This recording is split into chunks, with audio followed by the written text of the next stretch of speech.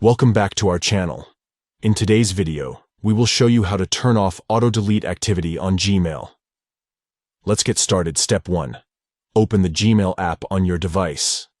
Step 2. Click on your profile picture located at the top right corner of the screen. Step 3.